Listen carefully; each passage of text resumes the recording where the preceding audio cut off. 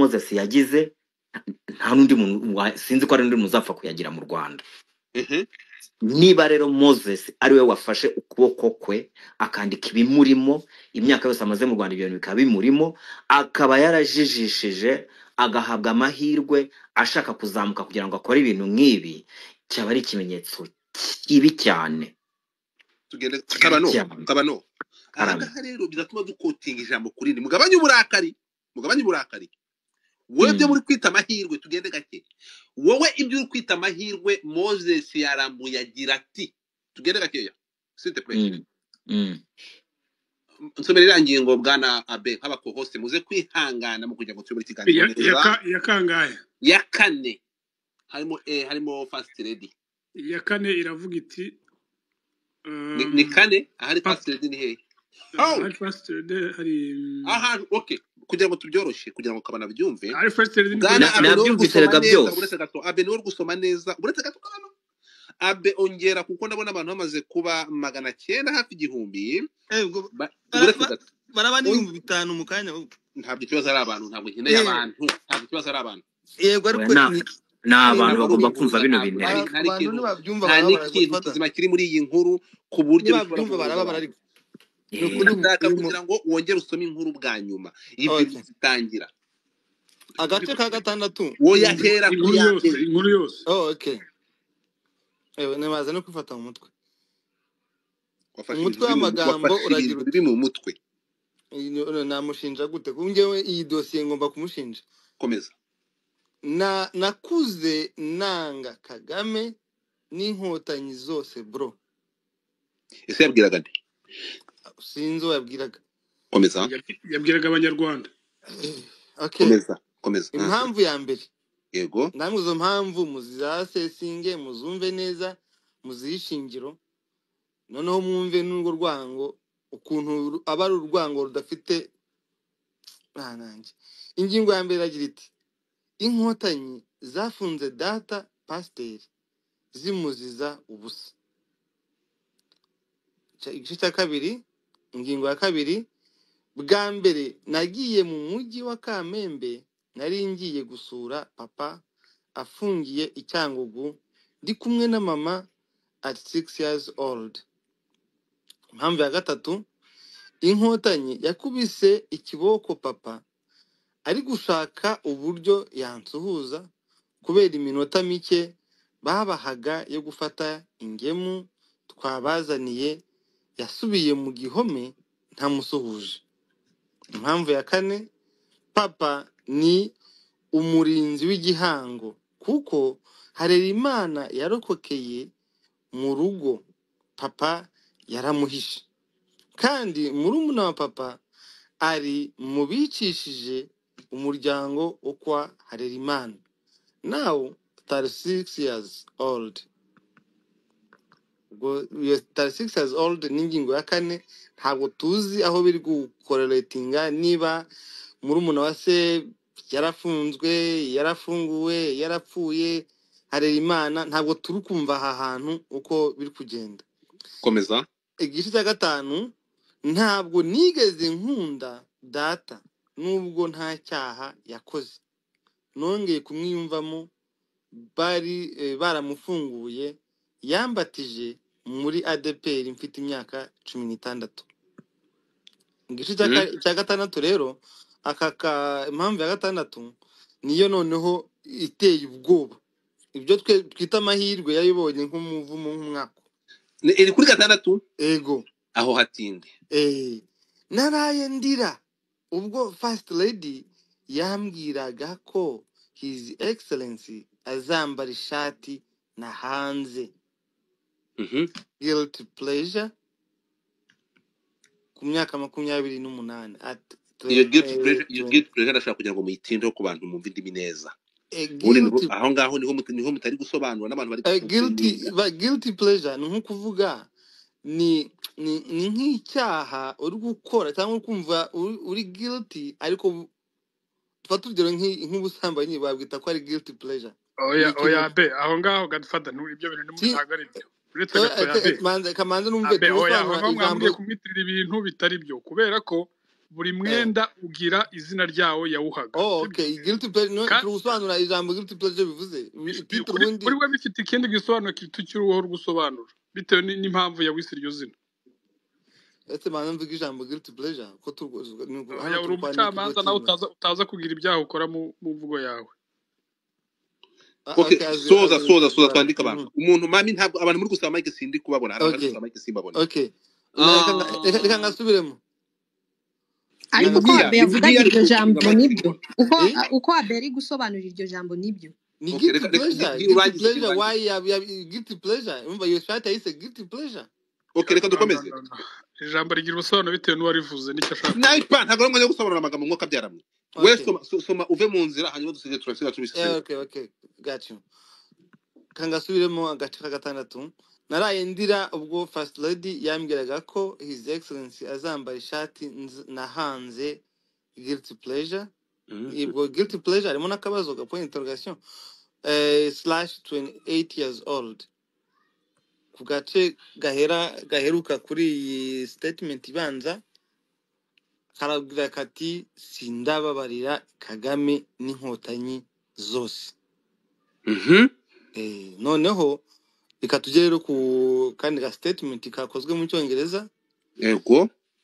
That's how wenda hangaha hashatse kwerekana ko arabanga nabo baramwanga. That's how we ended up with the F on my digital manipulated passport that took me to jail for 76 days in Majaragere. And that's how and Kagame sent troops to search my house /office for weed bituma mfungwa iminsi 76 muri Magere. Kandi ni troops n'abasirikari cyangwa abapolisi bari bohererejwe na Ange ngo basake inzu yanjye na office yanjye bashaka urumogi. So ubwo rero kimwe kiri gusoza bya search byabaye ejo bundi I think imyaka nk'ibiri ishize. Hanyuma ibyo kudoda twabibara mu myaka 5 ishize. Hanyuma ibyo gufungwa kwa se no gufungurwa mu myaka wenda 20 ishize. So ibyo byose rero ababihuza babihuriza aho ngaho bareba ubwo rwango I don't know. Kabano twagiye. Ubu ngubu ngira ngo nabyumvishe. Nari nabyumvise rega kuva kare. Fatiraho. Nari nabyumvise kuva kare. Ikintu cyo abanyarwanda bakwiye kumenya, Moses yari mageragera afunze. Ubwo akavuga ngo Ange Kagame yohereje abasirikare gusaka inzu ye. Ubundi ufite ubwenge ibyo bintu wabihuza gute?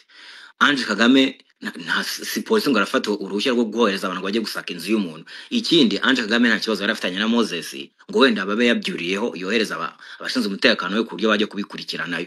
Icyo cyo rwose kiri fo ni ugushaka gufata First Family y'u Rwanda kugira ngo ayigaragaze nabi. Kandi ibyo bintu ntabwo ari byo.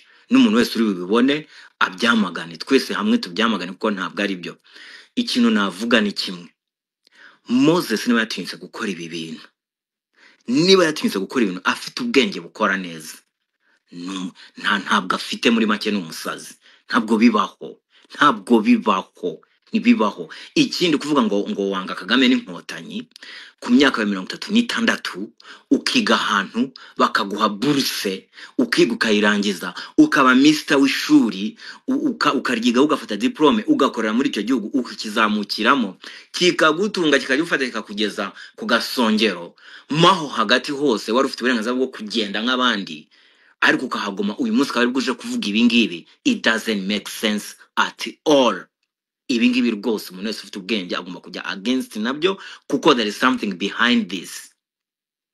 Kuko nanubwo akakanya tuzi neza niwe wabikoze, ariko niwe ari we wabikoze je ntakubeshye binteye ubwo umubiri wose, kuko urubyiruko ruri mu Rwanda bafite ikibazo. Dufite niba dufite aba Moses bameze, abandi ba Moses bameze gutya bashobora kubyuka mu gitondo bagakora ibintu nk'ibi igihumbi. Where are we heading? What are we doing? Ni ukuvuga ngo imbaraga igihugu cyacu cyafashe kigashyira mu banyarwanda muri rusange, kikemvestinga muri buri muntu uwo ari we wese kititaye ngo nuwo kwa runaka yakoze iki byagenze bite, zaba zarabaye impfabusa. Kuko tushobora kwambikanya kwa Perezida wa Repubulika wangize ukavuga ngo it's a pleasure, guilty pleasure. Wamwambitse kubera iki? ko hari abantu bazaga gukora fittings ukabangira kuki wemeye kumwambika ukambika n'abandi bayobozi bakomeye washakaga kuzamuka kugira ngo uyu munsi ugende ugera ahangaha uze wimena inda. It doesn't make sense at all. Yari afite uburenganzira bwo kuvuga ngo ntabwo ndi bukora ntabwo nta mwenda afite wo kumwambika, nta muntu wari kumurasa. Kuki se yamwambitse? Kuki se yambitse first aid? Kuki se yambitse first family? Kuki yambitse abandi bayobozi mu nzego zikomeye? Amahirwe yagize abandi bana batagize uyu munsi uyafashwe abandi bana, niyo wafata amahirwe we yagize ari umwe ukayagabagabanya abana 10 batera imbere ku ruhando mpuzamahanga. Ariko rero niba uyu munsi wenda tuvuga urugendo yarifashe nabi agafata ibintu akabikora nabi, ntabwo uyu munsi agomba gufata amakosa y'urugendo rwe rw'ubuzima ngo ayubike ku gihugu cyacu, ayubike ku muyobozi mukuru w'igihugu. It doesn't make sense at all. Urakoze cyane Godfather wa maranye kagira ikintu uvuga minota. Ako se abakohoste mwaretse gusahuranwa mwaba mwihanganye. Oya genda okay. Abakohoste mwihanganye. Dufite umuntu waje ukurikira Raziska, abakohoste mwihanganye. Raziska. Yes sir, how are you? Ijambo ukurikirwa n'umurisa, abantu mutamanike ibiganza ngo amanike ibiganza ko biraza kumfasha. Thank you ndabaramukije cyane. So igitumye nzamuka urabizi ntabwo ujya nkunda kuvuga cyane mu space, ariko ibingibi bingezeho ndavuga no, I have to come up and say something. Yes, mukanya urabajije ngo bihuriye he no gupfobya. Aho mimiya uzamuke navuze ko ushaka kunganira aho ngaho narimbajije uri yabimbwiye bihuriye he rero. Yes, aho bihuriye. Muzi igihe ibihe turimo. That's one. Ikindi cya kabiri ngo yarakajwe ngo nuko se bamufunze bamushinja muri jenoside yakorewe abatutsi ibyo bagashinjwaga. So agirwa amahirwe arafungurwa. Yego. Ariko none ubu ngubu turi mu bihe turi mu gihe byo kwibuka jenoside yakorewe abatutsi. Thank you. Kuki yahisemo ubu ngubu akaba aribwa abibika ibi bintu byose akaba aribwo bizanye arimo gupfobya. Ikindi cya kabiri ahita avuga ngo yanga abatutsi nibo bagize gute bahagaritse jenoside. Abatutsi yavuze yanze nabahe? Nako yanze FPR pardon. Ko yanga FPR. So bivuze iki? FPR niyo yagize gute niyo yadukuye mu kanwa kabicanye. FPR niyo hagaritse ayo mabi bakoraga abari bahari bakora ibyo bibi. Turi kugenda na yego. So ibyo byose ubishyize hamwe, yes harimo gupfobya biri hidden deep yabikoza biza bishaka ibihe turimo n'ibyo yavuze icyo yanga n'ibyo yavuze bakoreye se ko baramufunze ko yashinjwaga ko yarishe mu bihe turimo. So everything if you amurundi ujye uvuga ngo connect the dot. So connect the dot bamwita Maxime yego komeza. So when you connect the dot, this guy is very smart. He's doing it on the purpose. Ari kudushaka ku distracting our people turi kwibuka muri bino bihe abari dushyiraho hubwo umwanya wo kwibuka bacu azanye izo nzangano still. So ibintu byose bishyize hamwe n'umupfobyi hubwo mubi cyane tumwamagane. Ndumva aricyo nshaka kuvuga. Murakoze cyane. Murakoze cyane. Oh my God. Mimiya ntabwo ndi gukora ndi mutareba ntabwo wigeze ushiramo request ngo nkubone. Twagiye dufata umuntu bita umurisa uranyumva? Mimiya shaka uburyo ushiramo request sinkubona cyangwa urebe mutari muri anonymous. Twagiye dufite umuntu bita umurisa jambo ni ryawe. Urafungura mic yawe murisa. Twihuta Eric se muhungu. Karame fungura mic yawe. Umurisa wacu ntago mic yayifunguye. Twagiye Eric fata ijambo. Mungu wangu. Muraho neza. Nagize ibintunguye kuri Moses. Hari oya reka mendetse. Komeza. Muri kunyumva ndi kuri machine sinzi bari muri kunyumva. Turakumva. Ndabasuje mwese. First of all, Sandy, I'm disappointed depende ubwo bamufungaga ninjye umuntu wamukoreraga noza company yo kumugira ute yo kuvuga ngo Free Moses murabyibuka muri 2023 mu kwa kane I think. Ndabaplayingira ira space twakoze. Naravuze ngo ibi bintu nimuza kureba message hari kindi kintu cyishima muri ibintu bya Moses. Ntabwo nahubutse. Urimo kunyumva? Space ya kabiri ribuze gukorwa cyangwa nitumara kumenya umwereke y'ibitu kuko Moses murabizi yabikora yamara gukora ibintu nk'ibi ngibi bakavuga ko telefone yabaye hackinze.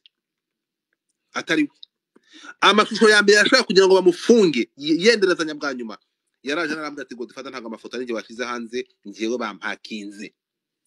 I have the audios, hari ama audio ndibuze kubaha, manza uvuge numva aho werekeza. Yeah, so first of all, n'abantu bari kuvuga kuri no topic, ni topic sensitive ko umuryango uvugwa ni first family, so abantu bavuge bamenya n'ibyo bari kuvuga. Umuntu umva yatamukire yabireka kubivugaho ngo iki bivuga ngo abantu bari kuvugwa muri no topic ni first family, so abantu bigenyesere kuvuga ko uyu muryango nyine urumva. So first of all, Moses ndamugaye, njye ndatunga, I'm disappointed and speechless sometimes. nta kintu kimpunguye. Ndi mu bantu bamuvugiye kenshi ariko hano ho biranze. Ndanamwandikiye kuri Instagram, WhatsApp, Snapchat, numva ari kuvuga nabi ndamwihorera. Gusa here's the things, nk'uko Bamara Ziska yarabivuzeho, nk'uko Bamara Ziska yarabivuzeho, hano harimo gupfobya kuko kuki se ategereje kino gihe wa mwanya turi kwibuka kabya ari akarwa azanye no topic. Ikindi afite event mu kwa gatanu muri Amerika, ashobora kuba abikoresha wenda kugira azabikoreshe as asylum nagira muri Amerika nazagaruka, cyangwa akaba yaranagiye kuko nabonye ngo May afite event ya biriya bintu byiwe byo kwerekana imideli muri Amerika. So niba koko rero wabyanditse, kuko nabonye nashatse ahantu hose ibindi abibura, ndetse ko nabanje kubigyorizwa na Kasuku mu gitondo ngo bitwa ngiye kwishaka ndabibura, ariko nshaka kohereza ngo nkubaze imba ari ibyo bintu babibonye ko narebye iwawe nkabibura.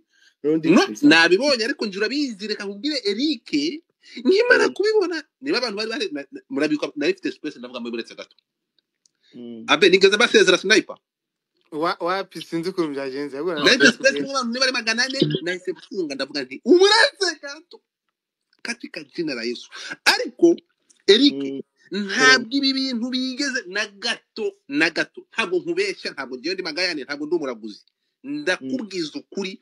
Kuva kuri space ya mbere nakoze hano kuri Moses, murabyibuka, kuva Moses amera nk'umwana ufite ibitotsi bari guhereza ikijumba kanga kukirya karira, bakamuha amataka yanga akiriza, ibyo byose Moses yarabikoze. Iki ngiki nta kintu kintunguye, byaragaragara muzi ko naho mwagize mukavuga ngo Moses yahawe amafaranga n'abazungu kugira ngo asebye u Rwanda, murabyibuka cyane. havuzwe ibintu byinshi kuri Moses, ariko utamabwira ikintu kimwe, this guy nta kintu niki na kimwe muri bingibi akoze kintunguye. Yagaragaje ibimenyetso, hari ibyo mwe mutazi bitigeze bija hanze. Komeza ijambo. Ndakubwiza ukuri, nanjye nta manje mva ko kudi nyine uba speechless, nyine ibintu bikagutungura kabisa. Wowe uvuga ngo ntabwo bigutunga, ariko gihe birantunguye bro. Umuntu ugirwa amahirwe, abantu benshi abanyamideli mu Rwanda babuze, bakakwigira icyo cyizere ukambika umukuru w'igihugu nyuma y'imyaka ingahe ukamwituye ibi ngibi. Imana njye niba ngo uvura umuntu uzijisho wacyakare gukanurira. So njyewe nitandukanyije nawe, yes namuvugiraga nk'umuntu turi family muri LGBT, ariko ngaho nitandukanyije nawe pe. Nukuri urabizi, ni kenshi bamuvuzeho kuri ya mavideo, nacyagiye ku passport isohoka, nacyagiye by'urumogi, urabizi intambara twarwanaga ndi nyuba muri Amerika, subizi imijugu twatiranye ubwo dufa. Aha naguye curamye pe umva, nukuri abantu tukibagirwa vuba. Gusa mu magambo nasomye zino ngingo zagiye afatiraho, wagira ngo yari hayi cyangwa ari ibyo byamwe yafashe, ko ukuntu zigiye bifashe n'ukuntu bigiye bivangavanze nta hantu bihurira. Umwe ngo arabreminga Ange Kagame, so njye nawe ndakuvuga first family kuko ntabwo ibyo bintu nshaka kubivugaho cyane, ariko njye natunguwe. Ararenganya inkotanyi. Nese Kagame niwe afunze ise? Okay, yavuye yanajya Nyamasheke gufunga se, cyangwa inzego yari suspected, ubwo abaye suspected nyine baramufunga, ariko nyine agira avamo. ibi ngibi bizanye amagambo y'ikigarasha bita Patrick, cyane cyo kivuga ngo kizagaruka mu Rwanda. Kagame n'akabarebe bamaze gucaho bapfuye ngo bafunze se. Komeza. So nyine ukabona harimo ibintu byihuzagurika n'iki. So iyo minsi 26 yafunzwe muri Mageragere, ni itumye avuga bino byose mu gihe cyo kwibuka mu kwa kane. so ngewe pe nitandukanyije nawe ndanatunguwe sinaza gutinda cyane mu magambo gusa bino ntabwo byari bikwiriye pe umuntu nk'uko nuza bivuze Kabano wize akagira business iri strong kugeza kano kanya no ku munsi wa none nango yari kubavuga aya magambo kiretse niba ari gukoresha bino bintu kugira ngo nk'uko nabibabwiye akaba ashaka kwisabira serum yo kuguma muri Amerika kuko gutya bino mu biha platform nini ibinyamakuru birabyandikaho niba byandikaho rero iyo usaba serum nibyo bakoza proof ni yihe uraruhigwa nande urashakishwa nande bimeze gute tugimuka mu high platform yo gutuma abona iki serum yo kuguma muri Amerika kuko nzi ko bikazamugendekera gute biramutse bigenze nkawe reportinzwe azagaruka he kunyine ujya gufungwa nese urumva umuntu reka nguhe urugero rwa hafi nk'ungewe sinagarutse mu kwa gatanu last year se kuba ndi Kigarashe cyangwa mvuga nabi u Rwanda wumva ndi he so rero ugira neza ukabisanga imbere wanagira nawe ukabisanga imbere this dude ntabwo kuba uvuga no magambo man for real when that's too crazy like literally very speechless man uzi ariko amakampani rero no mu Rwanda uzi company ziri mu mahanga his excellence afite amafaranga pefs ubushobozi bwero bwose bwo kwambara umwenda ashaka bawutuma kano kanya bakanamukorera ukayituza ariko niba baguhaye amahirwe mu gihugu bakagukorereshaho kandi nanga ari by'ubuntu so ariko umwamariza ari kugira ute ako gaciro akagafata akajugunya hasi pa agakandagira ubwo urumva atari igicucu ahubwo urakoze sorry pe that's crazy murakare bibaho reka tugende twakira umuntu bita Umulisa urahari Umulisa ntabwo ahari Nasser okay Nasser are you there aramanutse ariko si mwamaje gukina bemeze biti tumuzi you people twakira umuntu bita ninde wundi utaravuga hano Umulisa ndakumanura ni budahari Nasser uranyumva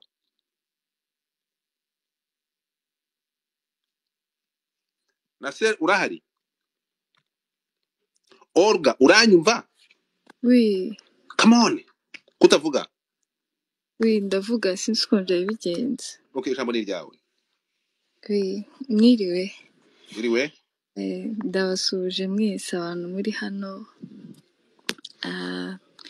Nanjye ibi bintu nabibonye ariko ntago naje kare ariko nabibonye. Nanjye hari ikintu nashaka kubivugaho nubwo benshi babivuzeho. Ikintu ngiye kuvuga uyu Rezisk yabivuze na Semuhungu bimwe arabivuze na Kabano ariko nyine nk'ikintu kimbabaje nyine nanjye kubona nk'umuntu w'urubyiruko nyine ashobora guhabwa amahirwe abandi bantu nyine badafite akayapfusha ubusa. Birababaje noneho muri iki gihe nyine turi kwibuka abacu bazize jenoside kubona umuntu ashobora kuvuga ibintu aka kanya yakabaye niba yaranabifite mu mutima akaba yarabivuze mbere yaho cyangwa se nyine akabivugana nyuma yaho niba bifite mu mutima ariko kuba bivuze ubu ngubu ni nko gushengura imitima y'abantu bamwe na bamwe baba barimo hano cyangwa se n'abandi bose bashobora kuba bamukurikira kuko afite influence nini nyine ni ikibazo gikomeye.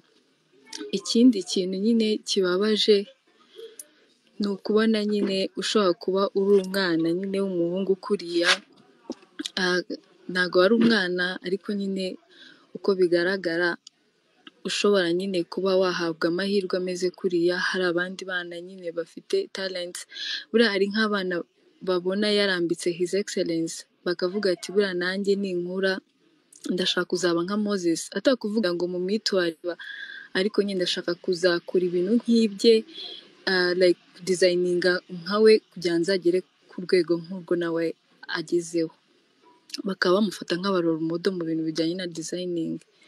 Nyine birababaje kuba ushobora kuba ufite abantu nyine bagukurikira gutya bagufite icyo cyizere ukabatenguha. Ikindi kintu nyine kibabaje ni ukuntu ushobora kumva nyine umuntu afite 6 years old akabona ko papa we barimo baramubeshyera barimo baramuhanira ubusa wangize ukavuga ngo papa wanjye ngo bamuhaniye ubusa ku myaka 6 gusa. Ababyeyi benshi nubwo bajya bakunda kubwira abana babo sometimes amakosa baba barakoze kugira ngo nibanakura batazaba nkabo nyine ariko nyine ukabona umuntu ngo papa bamuhaniye ubusa, ngo nanga ngo inkotanyi, ngo nanga ngo Kagame, ngo nanga. Warabaye mu gihugu ukabona ibyo kurya, ukaryama, ukabona aho kuba, ukiga, niba baba baguprovidingira school fees ariko nyine n'uwo mutekano igihugu kirawuguhereza, ukabona nyine byose uraje ako kanya ubitesheje agaciro yawe myinshi ingana gutyo cyangwa mike ingana gutyo bitewe n'uko abifata, ariko byose ukabitesha agaciro. Njye ndibuka ejo bundi ngo ajye i Musanze bakamuhohotera, hano abantu twaramuvugiye tugira impuhwe nyine turababara, nta nubwo ari hakuno nyine abantu dushobora kuba twababaye ngo kuko iki kintu bakimukoreye tutabanje no kureba aho byaturutse, se niba ari we wahemutse cyangwa atari we wahemutse, nubwo nabo ibyo bakoze atari byo, ako nyine akabifata nyine nk'ibintu byoroshye, akaza agashyira hariya n'umujinya n'uburakari, freedom of speech, akavuga nyine ibintu bimeze nka kuriya, bigaragara ko igihe cyose yari abifite mu mutima atari ibintu niba umuntu ashobora kuba abika, ni nko kubika inzika. Kandi ikindi kintu ngiye nagira ngo mbabwire ni ukuri, nta muntu nyine bashobora kuza nyine ngo barenganye nyine gutyo gusa nta kintu we yakoze. Ubu umuntu yaza akaguterura mu muhanda akagutwara kugukubita nta kintu wakoze. N'abantu bakoze jenoside bajyanywe muri gacaca barakatirwa baragenda, ariko bifite process byaciyemo. N'umuntu akubiswe mu muhanda, mbese nyine abanza kureba ikintu yakoze, nta muntu aza ngo agukubite gutyo kuko ntabwo yaba ari umusazi. Ariko nyine birababaje ko umuntu nyine ashobora kuza mu gitondo akabyuka akandika ngo umuntu yakoze ibi, ngo bintu nyine birababaje nyine. Sorry nyine basi, murakoze. Wirira wibabara tuza guma hamwe. None iyo babwira ngo muhaguruke mu Rwanda mutekereza ko muzarwana n'imiyaga, muhaguruke mukenyere, ntago muzar. Iyo babwira ngo igihugu none muhaguruke mukenyere, abo nose mwari muzi ngo muzarwana n'ibitekerezo, muzarwana nabo mutazi. Nyine mba nkubwire nyine ntabwo ushobora kubona igihugu kivuye ahantu habi nk'ahangaha nk'ahariya nyine kikaba kigeze ahangaha, ukabona umuntu yagikuriyemo agejeje 36 years old nyine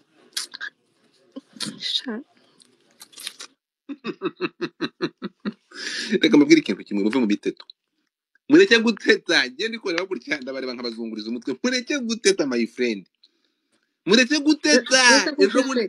Ejo bundi barababwiye ngo abagore barava mu Rwanda bakajya kwiteza inda muri FDL, rese ntabwo mwabyumvaga.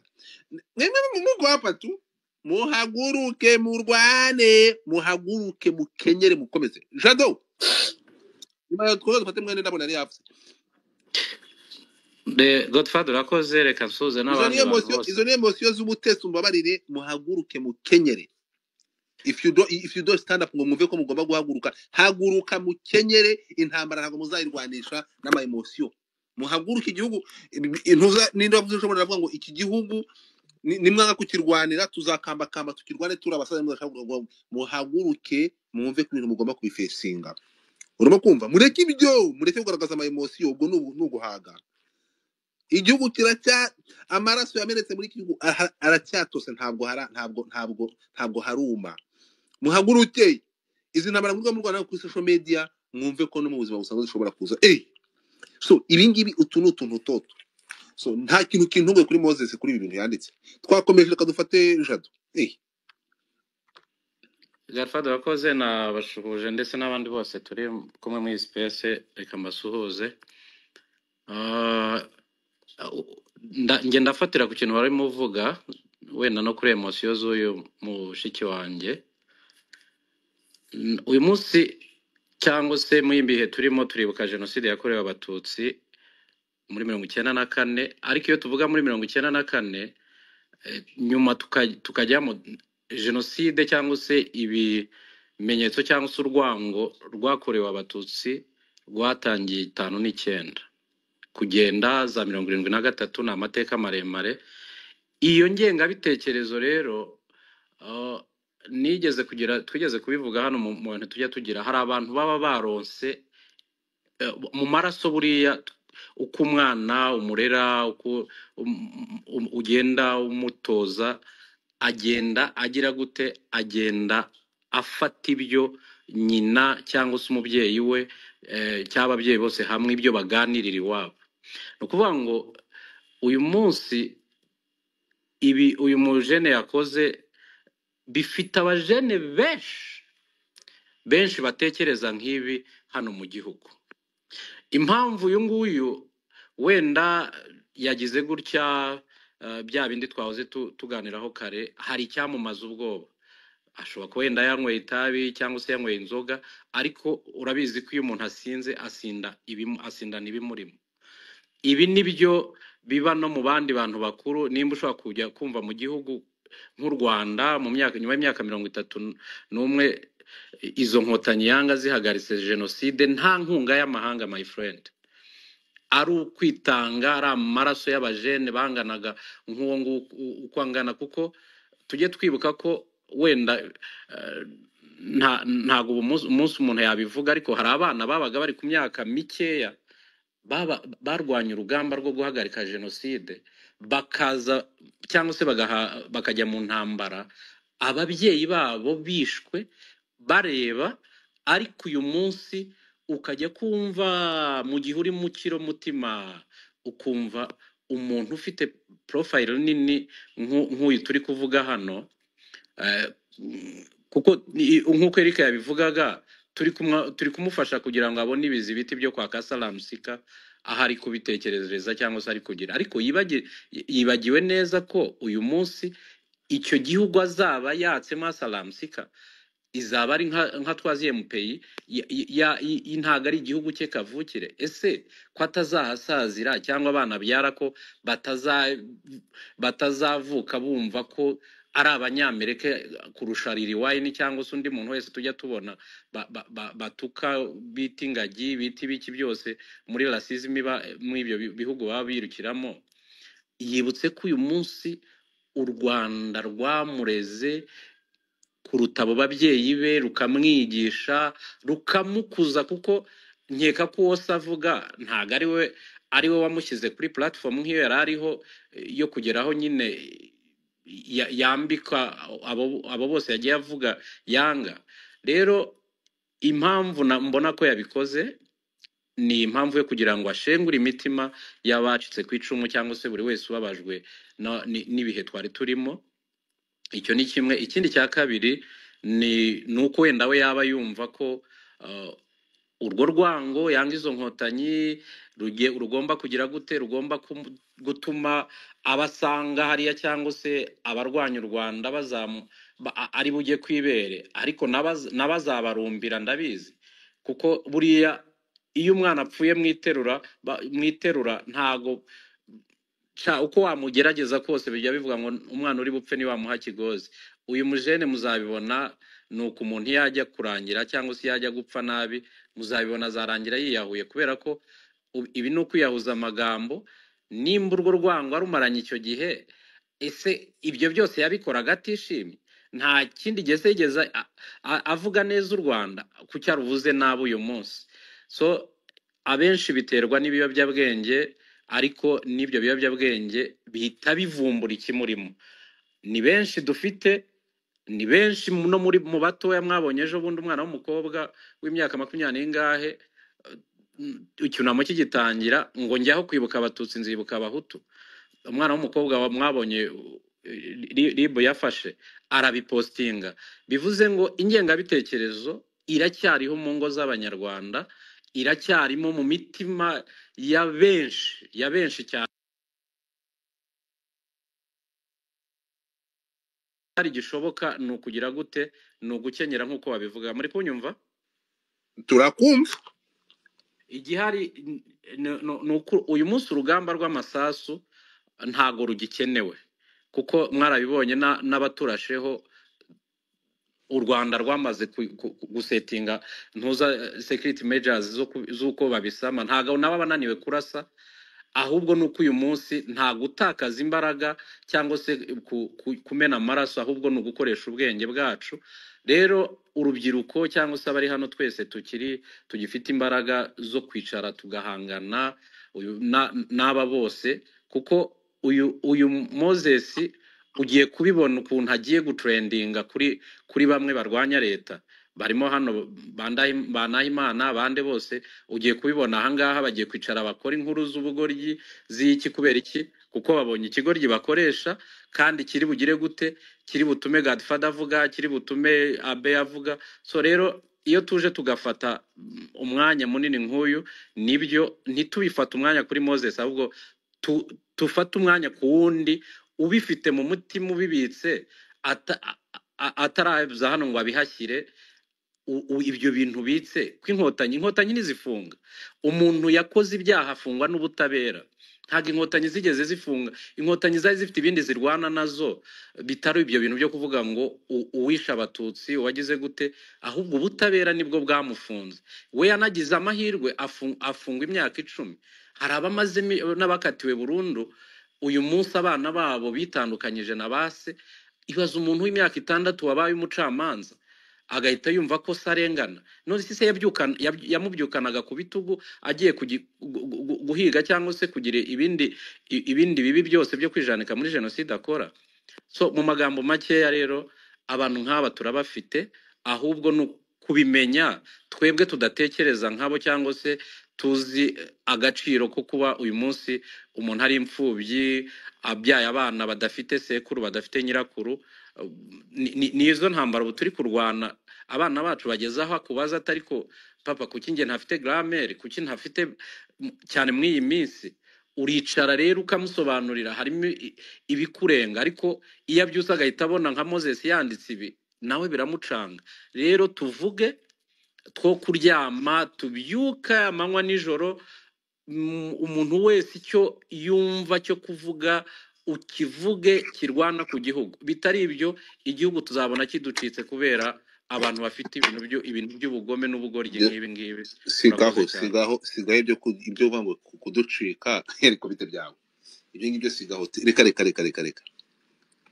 impamvu mvuga kuducika reka nkikubwire Godfather tubaye dufite abajeni 1000 bafite ingengabitekerezo nk'iyi ya Moses none se ubwo urambwira ko tuba tutabuza nibashake babe miliyoni reka nkubwire ikintu kimwe ntabwo ari benshi cyane kurusha Fare kandi yari ifite imbunda kandi yarakoze igisirikare n'imyitozo kandi yari ifite urwango rurutu rwabo urumva nibashake ahubwo nababwira nimushake mu bakangari nindakubwiye se ko nindakubwiye ku bwinshi bwabo se n'irya batabaye benshi nababwira ikintu kimwe cyo nuko ari determine bari gukora kubera generation zizavuka pana generation y'uyu munsi iriho icyo nabwira umuntu hano uri ahangaha abangaba bazahoraho nimuza kwitegereza ku bantu b'abahanga bari kwandika bari kunyandikira muri deo mugende mwitegereze baravuga ngo yakoze denial ya stage ya nyuma so mugende mu byitegereze murebe ntabwo igihugu ntabwo reka nkubwiza kuri Jado uri umuntu uri umugabo iyi ntambara warayirwanye uri mu babohoye igihugu wari muri ba Kadogo ibingibi bisobanukiwe neza cyane aho wasikubabayishe ibingibi ntibigukange umusa reka twumva uyu sintinya Moses niyo haba nkawe igihumbi sintinya n'undi wese umujene utekereza nkawe ahubwo umushuka aba bana babanje bakicara bakareba igihugu dufite kiryoshye bakicara bakasiba ibyo bintu mu mitwe yabo tukicara tukenjoyinga igihugu cyacu tukagikorera kikazaba igihugu gisaziramo abana bacu badasaziye mu myanda nk'iyi ngiyi nicyo nge ndi kuvuga ni mureke nyamuneka tumenye ko twambaye ikirezi tumenye ko kera dufite igihugu kiryoshye my friend ababa muri Amerika baba Canada ho murabizi hano umunyamahanga araza ejo bundi nari ndi kumwe n'umukomedi hano bita Napi abamuzi araza arambwira ati